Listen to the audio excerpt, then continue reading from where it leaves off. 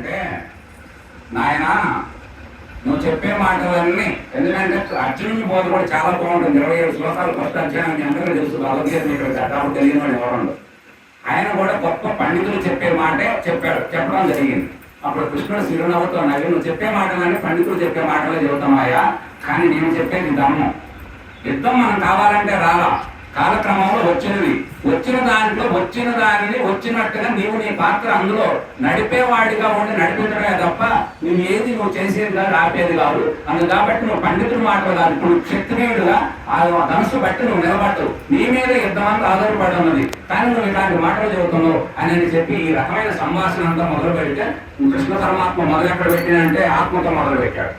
ఎందుకంటే ఆత్మ అనేది నువ్వు పుట్టేది కాదు, పెరిగేది కాదు, చనిపోయేది కాదయా. నువ్వు చంపినా కూడా నువ్వు చంపడానికి వాళ్ళెవరు, చావడానికి వీళ్ళెవరు అందుకంటే ఎవరు ఏమీ లేదు. ఇదంతా కూడా కాలం యొక్క మహిమచే నడవబడతా ఉన్నది. అందుకంటే వీళ్ళలో ఒకవేళ నువ్వు చంపకపోయినా బ్రతికే వాళ్ళు ఎవరు లేరు, నువ్వు నమ్మకపోయినా బ్రతికే వాళ్ళు ఎవరు లేరు. అసలేనంటే నేను ఒక రకంగా చెప్పాడు, నేను ముందే సంహరించినానని చెప్పాడు.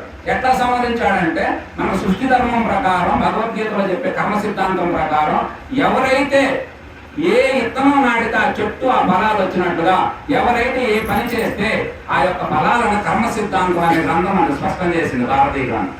ఏమిటది?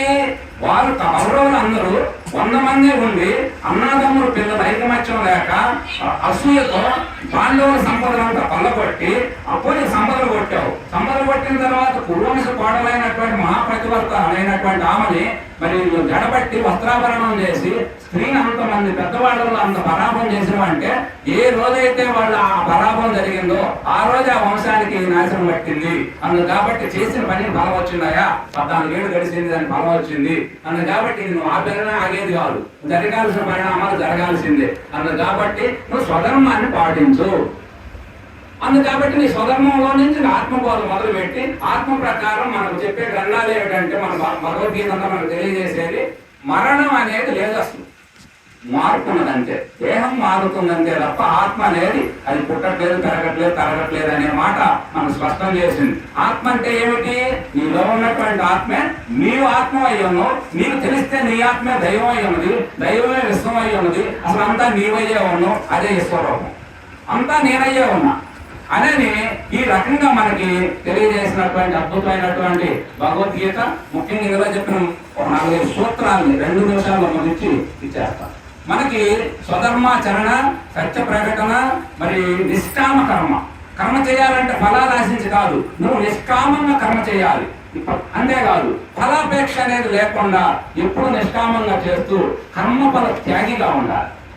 ఇవన్నీ ఈ లక్షణాలు అన్నటువంటి మరి భగవద్భక్తి కలిగి ఉండాలి, ఆత్మ జ్ఞానాన్ని పొందాలి, నీ పరతత్వాన్ని తెలుసుకోవాలి. ఇవన్నీ తెలుసుకుంటే గుణాలు ఉన్నాయి, గుణత్రయం, ఈ 3 గుణాలు ఉన్నాయి. 3 గుణాల్లోంచి అనేక గుణాలు ఉన్నాయి. వాటి అన్నిటి గురించి అద్భుతంగా వివరించడం జరిగింది ఆ గ్రంథం అంతా. ఇట్లాంటి గ్రంథంలో మరి అనేక ఇన్ని ఉన్నాయో, ఏమి చేయొచ్చు, ఏమి చేయకూడదు, తినే ఆహారం దగ్గర నుంచి భక్తి ఎట్లా చేయాలి, భగవంతుడు ఎట్లా మనకు వశమవుతుడు, ఆయన మనం ఎట్లా చేరుకోవాలి, ఇన్ని మార్గాలు అందులో అనేక రకాలుగా బోధించి సత్య అనుష్ఠాన గ్రంథం భగవద్గీత. కాబట్టి ఇప్పటికీ మన భారతదేశంలో దాని సాక్షాత్తు శ్రీకృష్ణుని విష్ణు అవతారంగా, విష్ణువుగా శ్రీకృష్ణుని యొక్క ముఖపద్మం నుంచి జాలువారినటువంటి భగవద్గీత మనకంత ప్రమాణం అయ్యింది. ఎంతమంది వేదికల మీద కూర్చున్న ఇది ప్రమాణం అని చూడటానికి కానీ, అందులో ఏం చెప్పిందో ప్రపంచం అంతా అదే జరుగుతుంది. ప్రపంచంలో ఏం చెప్పబడిందో అదంతా అందులోనే ఉన్నది. కాబట్టి అట్లాంటి అద్భుతమైనటువంటి భగవద్గీత మనకు అందించినటువంటి ఆయన ముఖపద్మం నుంచి జాలువారటం, అర్జునుడు గొప్ప పరాక్రమవంతుడు. ఒక రకంగా భూమండలం మీద రాముడు తర్వాత ధనుర్విద్యుడు అంత గొప్పవాడెవరంటే అర్జునుడే ఆ కాలంలో. అట్లాంటి అర్జునుడు మరి ఆయన భక్తి, వారిద్దరి యొక్క సఖ్యత, ఆయన పెద్దల పట్ల ఉన్నటువంటి ఆయన గౌరవ భావం భారతంలో పోతే అర్జునుడు ఎంత గొప్పవాడు అనిపించింది. మన సినిమాలో చూపించినట్టు కర్ణుడు పెద్దవాడిని చేసి అర్జునుడిని తగ్గించారు, కానీ అర్జునుడు పాత్ర అంత గొప్పది. అట్లాంటి అర్జునుడికి ఆయన అంత ఇష్టపడి బోధించడం, దాని సంజీవుడు దివ్య దృష్టిలో దర్శించడం, వ్యాస మహర్షి చక్కగా దాని అంత గ్రంథస్థం చేయడం, ఆ మహాత్ములు మనకి ఇచ్చిన గ్రంథం వాళ్ళకి రుణం తీరాలంటే మహాత్ములు చెప్పే మాట ఏంటంటే, అల్లయ్యనాయన గారు అంటాడు, వారి రుణం తీరడం అంటే మీరు ఆచరించి మీ జీవితాలు ధరించడమే తప్ప మరొక మార్గం లేదు అని చెప్పారు. శ్రీకృష్ణ పరమాత్మకి, ఆది గురువు అయిన వేదవ్యాస మహర్షికి, అర్జునునికి, మరి అట్లా మీ అందరికీ ముఖ్యంగా అల్లయ్యనాయన గారికి కార్యక్రమం జరిపినందుకు అందరూ కూడా హృదయపూర్వక ధన్యవాదాలు తెలియజేసుకుంటూ సెలవు తీసుకుంటున్నాం.